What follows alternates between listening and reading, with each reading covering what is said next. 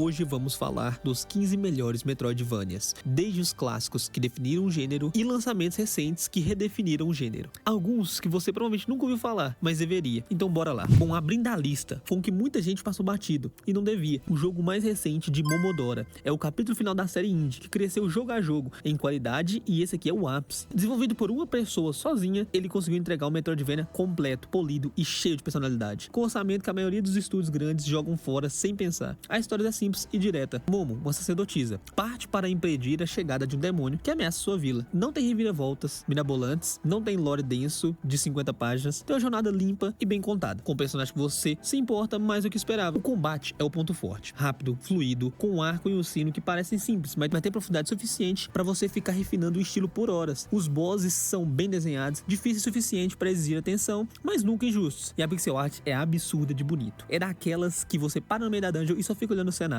Apesar de bem simples o estilo de combate, nós temos a mecânica das cartas, que são realmente o que dá o desenvolvimento maior para a sua build do jogo. Você consegue montar várias builds diferentes, o que deixa um jogo muito mais dinâmico e divertido, o que faz você querer explorar mais para sempre conseguir encontrar uma carta nova e assim mudar a gameplay. O que faz Momodora especial é a honestidade. Ele sabe exatamente o que é, não tenta ser maior do que precisa ser, e entrega uma experiência redonda do começo ao fim. Curto, mas sem gordura nenhuma. Se você nunca ouviu falar da série, esse é o melhor ponto de entrada.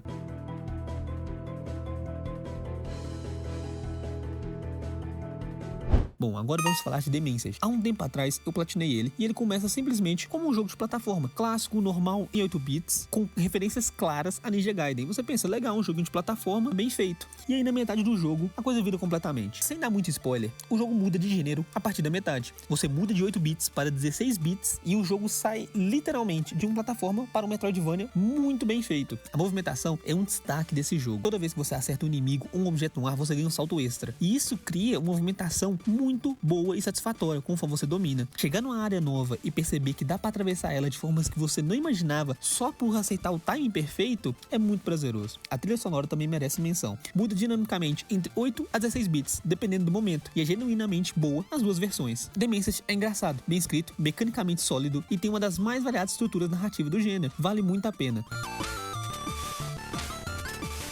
Se você cresceu jogando Castlevania e ficou esperando um herdeiro espiritual de verdade durante todos esses anos, esse aqui é ele. Bloodstained foi desenvolvido por ninguém mais, ninguém menos que o pai do Castlevania, Koji Igarashi. A protagonista é Miriam, e ela tem uma habilidade de absorver cristais de demônios derrotados e os poderes deles em combates, muito parecido com o sistema que temos em Order of Ecclesia, caso você tenha jogado Castlevania. Bom, mas é aqui que o jogo brilha. A variedade de cristal é muito grande, onde você pode combar vários e, fazendo a combinação certa, libera vários ataques únicos também, o que dá uma diversificação muito grande pro estilo de gameplay. E falando do castelo, ele é enorme, recheado de segredos com aquela estrutura clássica de áreas que vão se conectar de formas que você não esperava. É confortável do jeito mais gostoso possível. Se você já jogou Symphony of the Night, vai se sentir em casa imediatamente, mas com sistemas muito mais modernos e polidos. A trilha sonora é assinada por vários compositores que trabalharam nos Castlevanias clássicos. Isso é exatamente como deveria, gótica, atmosfera e cheia de faixas que grudam. Bloodstained não reinventa nada, ele aperfeiçoa e faz isso muito bem. Quando anunciaram um novo jogo de Prince of Persia como Metroidvania 2D, muita gente odiou ter feito isso. Queria uma gameplay parecida com a de PS2, que tínhamos antigamente, mas eles foram lá e colocaram como Metroidvania. E foi de longe um dos melhores acertos que eles já fizeram. The Lost of Crow é um dos Metroidvanias mais bem construídos dos últimos anos. O combate é fluido, rápido e profundo. Sargon tem combos terrestres e aéreos, arco para distância, dash e parry com janela generosa. Além disso tudo, ainda tem a mecânica principal, que são os poderes temporais. Causa uma diversificação muito grande no jogo. A curva de aprendizado é bem equilibrada, e o jogo vai empilhando mecânica no ritmo certo. O que realmente impressiona é o design do mundo. Cada bioma tem identidade visual própria e ataques que fazem sentido. A exploração nunca aparece no trabalho. Tem um sistema inteligente onde você consegue tirar fotos e salvar no mapa. Para caso você deixe algum upgrade para trás, você consegue olhar e ver qual era. Isso é de longe uma das mecânicas que mais Metroidvanias precisavam ter. Isso ajudou muito na exploração do jogo. A história não é o ponto forte, mas a jogabilidade sustenta tudo. É uma pena que a Ubisoft tenha fechado o time depois dos lançamentos, porque esse jogo merecia muito mais do que recebeu. Como Metroidvania é um grande acerto. Esse eu sou suspeito para falar. Salt of Sanctuary, eu nunca foi do meu gosto. Sempre tentei jogar várias vezes, mas nunca consegui avançar muito. Mesmo sabendo que muita gente gosta dele, entendendo o porquê, eu ainda não consegui jogar. Quem sabe mais pra frente. Mas falando dele, ele é basicamente o tão famoso Dark Souls em 2D. Os criadores do jogo, literalmente, pegaram a filosofia de combate, progressão, world building da From Software e traduziram para um side-scroller. E funciona super bem. O combate tem peso, você sente o ataque, você tem que fazer uma gestão de estamina muito grande e aprender os padrões dos inimigos é necessário, não é opcional. Você morre e perde suas almas, tal qual Dark Souls. Mas o que empurra Salt of Sanctuary pro território Metroidvania de verdade é a exploração. O mapa ilha que vai conectando com os atalhos, caminhos alternativos e segredos escondidos atrás de habilidades que você não tem. A sensação de abrir uma nova rota é idêntica à dos melhores Castlevanias. A estética é o que realmente me faz sempre tentar voltar atrás desse jogo. A arte desenhada à mão, com o personagem meio distorcido e o visual sombrio, sujo. Pode não ser o mais bonito de todos, mas tem uma personalidade muito forte que combina muito bem com o jogo. Salt of Sanctuary não tem polimento dos grandes, mas tem alma, profundidade e uma dificuldade que respeita o jogador sem ser gratuita. Se você curte Souls e ainda não jogou esse, tá devendo.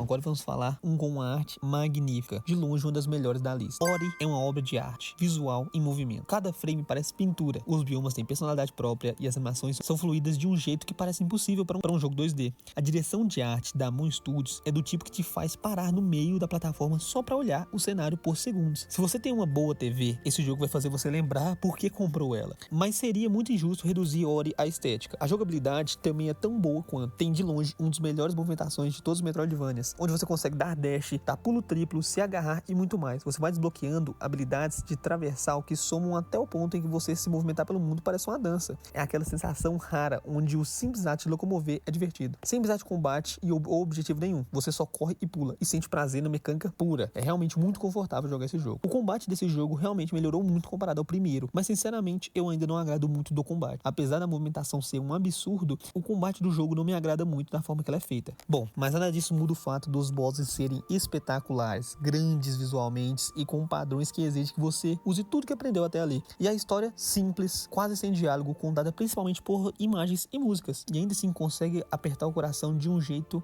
surpreendente. A trilha sonora é um absurdo à par, dinâmico, emocional e perfeitamente sincronizado com cada momento. Ori é o tipo de jogo que você recomenda para qualquer pessoa, independente de ser gamer ou não. A experiência é sempre muito agradável.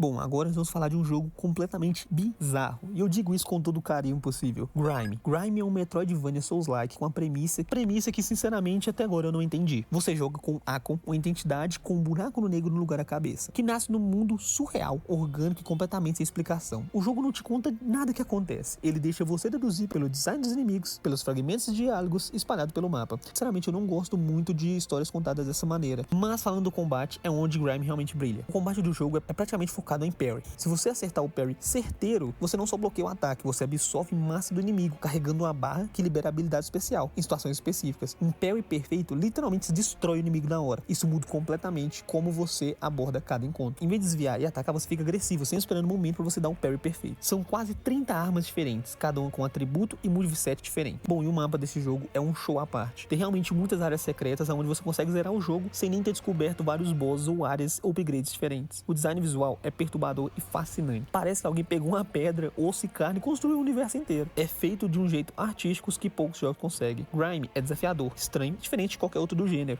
E é exatamente por isso que ele se destaca. Atualmente, enquanto eu estou fazendo essa lista, nessa mesma semana lançou Grime 2, aonde eu ainda não joguei, então não vou estar colocando ele na lista. Mas futuramente pretendo muito jogar.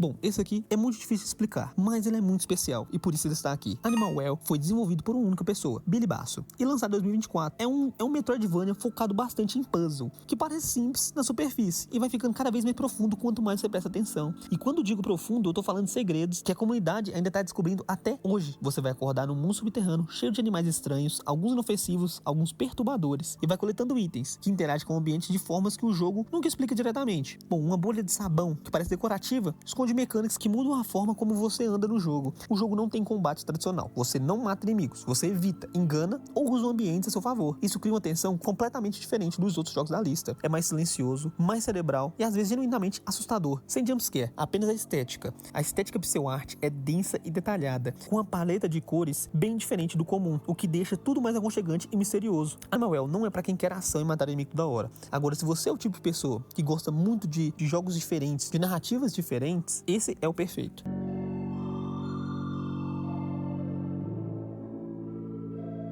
Recentemente platinei Time Spinner e não tinha como deixar ele fora da lista. Time Spinner foi desenvolvido por Boreal Rig, praticamente sozinho, depois de uma Kickstarter em 2014. Ele chegou em 2018 com zero barulho e foi ignorado pela maior parte do público. A história acompanha Lunais, um guardiã do tempo que vê sua família ser massacrada por um império tirano. Ela usa um artefato chamado Time Spinner para voltar ao passado, com o objetivo simples: impedir que o império exista. O que parece uma premissa simples e direta vai se tornando bem mais complexa conforme a narrativa se desenvolve, com reviravoltas que te pegam realmente com surpresa.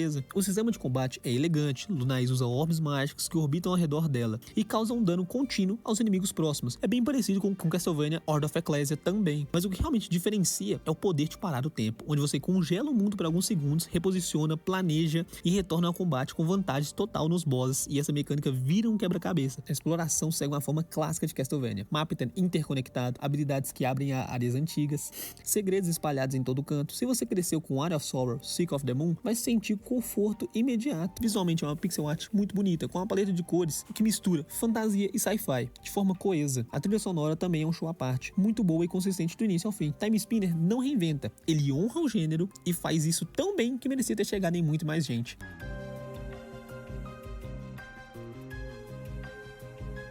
Outro game com uma arte absurda que me pegou completamente desprevenido foi Ender Lilies. Chegou em 2021 com visual fofo, uma pequena protagonista e uma atmosfera que parecia mais um conto de fadas do que um Metroidvania pesado. Fui jogar achando que era um jogo leve, mas estava totalmente errado. A história sobre Lily, uma jovem sacerdotisa que acorda sozinha na catedral em ruínas, em um reino completamente tomado por uma maldição que transformou todos os habitantes em mortos-vivos violentos, e a missão dela é percorrer esse reino purificando esses seres, que na verdade são cavaleiros, guardas e pessoas comuns que um dia foram humanos. Cada boss que você derrota tem uma história, e o jogo te conta essa história depois da batalha, quando você purifica a alma deles. Isso muda completamente a relação com os bosses. O combate tem uma mecânica única. Lily não luta diretamente, ela invoca espíritos dos cavaleiros que purificou para batalhar no lugar dela. Cada espírito tem um moveset diferente, alcance e função diferentes. Você equipa até 6 ao mesmo tempo, podendo criar várias combinações de builds diferentes. A trilha sonora é um show à parte, melancólico e perfeitamente casada com cada momento do jogo. Ender Lilies é bonito, triste e mecanicamente sólido, um dos melhores jogos do gênero dos últimos anos. Recentemente também foi lançado a continuação de Ender Lilies, Ender Magnolia. Eu ainda não tive a oportunidade de jogar, por isso também não vai estar na lista.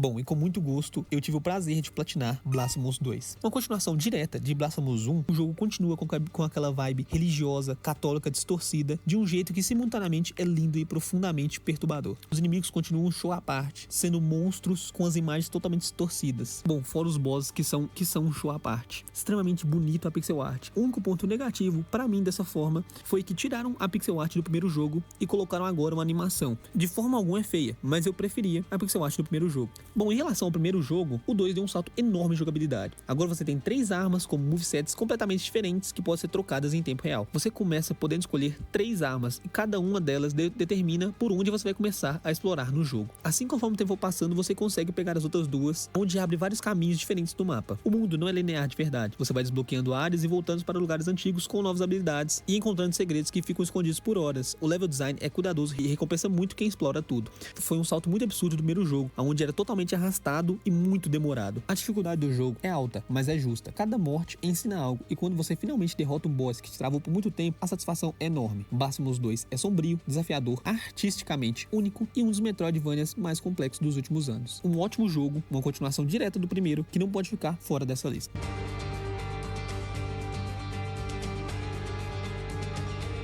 Bom, não tem como falar de uma lista de Metroidvanias sem citar ele, Castlevania Symphony of the Night. Castlevania Symphony of the Night não é só um clássico, é literalmente metade do nome do gênero. Sem esse jogo de 1997, o gênero não existiria do jeito que a gente conhece hoje. É simples assim. Lançado no PS1, numa época em que a indústria inteira estava correndo para fazer jogos 3D, a Konami deixou um pequeno time de desenvolvedores fazendo um jogo 2D para o PS1, no fim da vida útil dele. Bom, e esse foi de longe o maior acerto da Konami. Eles conseguiram criar simplesmente um subgênero inteiro.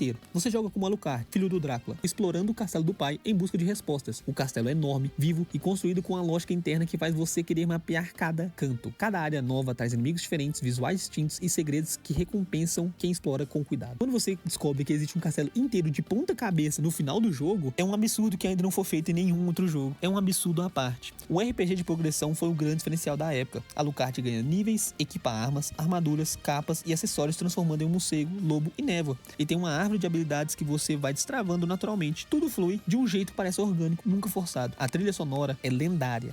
Dispensa apresentações, são faixas que qualquer fã do gênero consegue cantar de cabeça décadas depois. Symphony of the Night é o ponto de entrada obrigatório pro gênero. Se você nunca jogou, para tudo e vai jogar agora.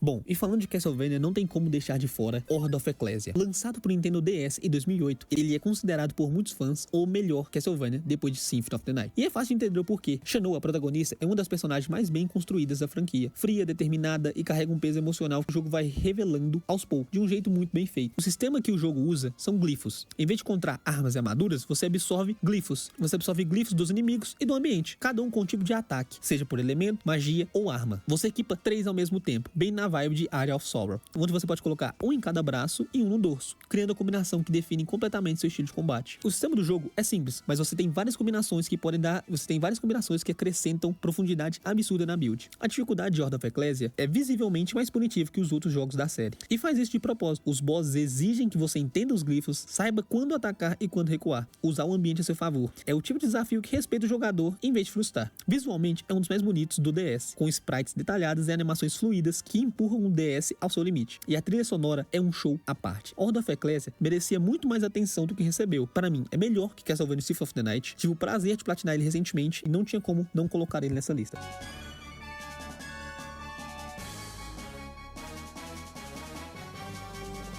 Agora, para pôr um fim em Castlevania nessa lista, vou falar de Castlevania Area of Sorrow, o que é de longe o meu favorito da série. Platinei ele recentemente na coletânea que tem na Steam e simplesmente o jogo é absurdo de bom até hoje. Area of Sorrow saiu em 2003 pro Game Boy Advance. O protagonista não é um Belmont, é um estudante japonês comum que acorda no castelo do Drácula em 2035 e descobre que tem poderes de absorver almas dos inimigos que derrota. É aqui onde vemos pela primeira vez essa mecânica de absorver almas dos inimigos. Da mesma forma como Bloodstained e Order of Ecclesia, Area of Sorrow também tem seus 3 sistemas de alma que agregam muito às builds do jogo, dando almas para magia, para dano, para longo alcance e para locomoção. Você vai coletando sem ver e de repente tem um arsenal absurdo de builds para fazer. A história tem uma reviravolta que na época foi genuinamente surpreendente e que ainda funciona muito bem hoje em dia. O jogo tem uma história simples, mas diretamente ao ponto, o que é bem comum de Castlevania, mas eu gosto muito da forma que é contada. O mapa é bem construído, a exploração é recompensadora e a dificuldade está num ponto ótimo. É acessível o suficiente para ser um ponto de entrada. Area of Sorrow é redondo, elegante e até hoje um dos melhores exemplos de como o design de sistemas e narrativa podem trabalhar juntos no Metroidvania.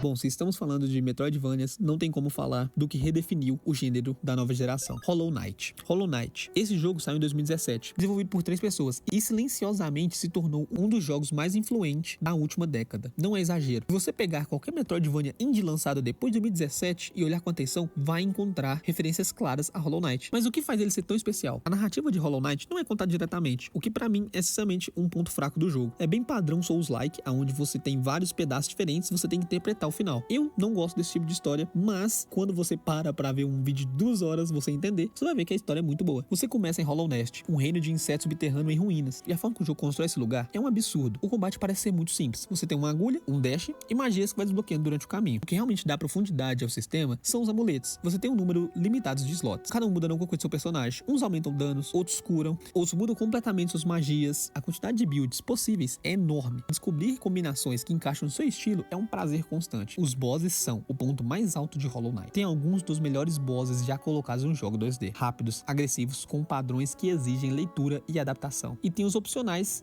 que são ainda mais difíceis que os obrigatórios. E sem falar no panteão, obrigatório para a platina desse jogo. Bom, Hollow Knight dispensa apresentação. Hoje em dia tem milhares de vídeos falando sobre ele, e se você até hoje não jogou, você está perdendo uma pedrada.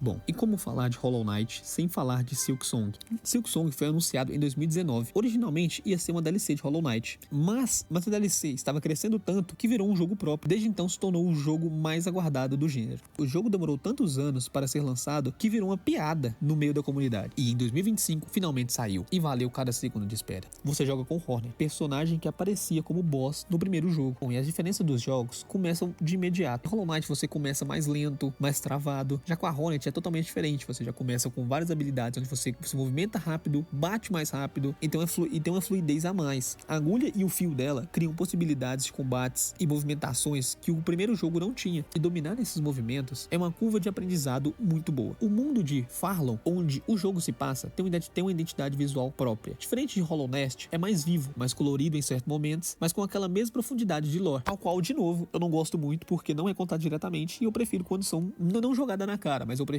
que são contadas não por dezenas de itens e mini diálogos. Bom, o sistema dessa vez mudou totalmente. Você não tem talismãs, você tem brasões diferentes, e cada brasão muda diretamente como você ataca, como você se movimenta, muda completamente sua forma de jogo. Bom, dentro desses brasões, sim, você tem certos amuletos, por assim dizer. Cada um faz uma coisa diferente, seja um item, seja um equipável, ou seja um efeito passivo, que sinceramente foi um upgrade absurdo do primeiro jogo. O combate é excelente. Os bosses, como esperado, são excepcionais. Rápidos, criativos, com agressividade que casa perfeitamente com o estilo da Hornet. Assim como Hollow Knight, temos bosses aqui que são inesquecíveis, junto com a trilha sonora de tirar o fôlego. Silksong não é Hollow Knight 2, no sentido de ser mais o mesmo. É uma evolução com personalidade própria, que no início todo mundo achou que era mentira, mas sendo lançado agora, todo mundo percebe que é totalmente verdade. Jogar os dois em sequência é uma das melhores experiências que você pode ter no Metroidvania hoje em dia. É indispensável falar de um sem ter que falar do outro.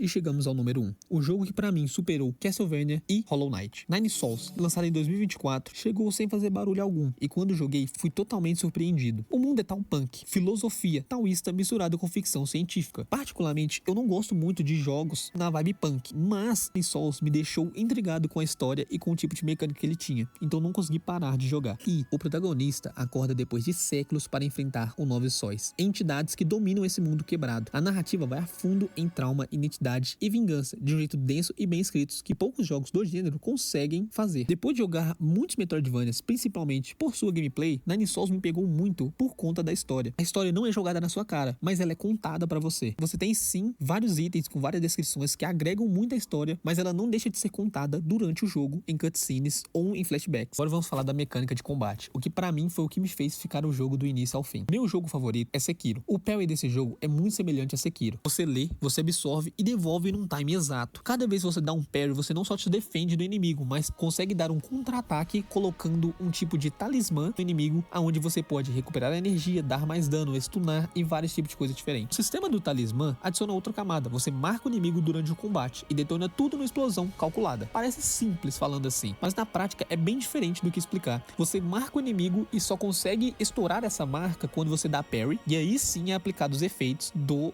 talismã. Quando você erra, o jogo te lembra na hora. Quando você acerta, a sensação é de ter conquistado algo de verdade. O barulho de parry desse jogo me deixou tão viciado quanto jogar Sekiro. A tensão, a dificuldade do jogo é extremamente balanceada. Nine Souls não é fácil, é realmente um jogo difícil, principalmente para quem quer ver o jogo final. O último boss do jogo me lembrou extremamente o Ishin, onde eu fiquei 4 horas para derrotar um simples boss de um jogo. A trilha sonora, apesar de eu não gostar do estilo punk, é muito boa. É uma mistura eletrônica com instrumentos chineses tradicionais, de um jeito que orna muito bem. As animações são no estilo quadrinho, com uma arte incrível, e dessa forma ela consegue contar a história do jogo sem ser muito intuitiva para você e sem atrapalhar a gameplay. Se você entrou nessa lista para conhecer algum jogo e quer sair daqui jogando algo, que seja esse. Esse de longe é para mim o meu favorito, demorei muito para poder platinar ele e sair desse jogo com um gostinho de quero mais. Ainda quero fazer um vídeo só sobre ele, por isso não vou me estender muito aqui. Quero que você jogue ele e tenha sua própria experiência.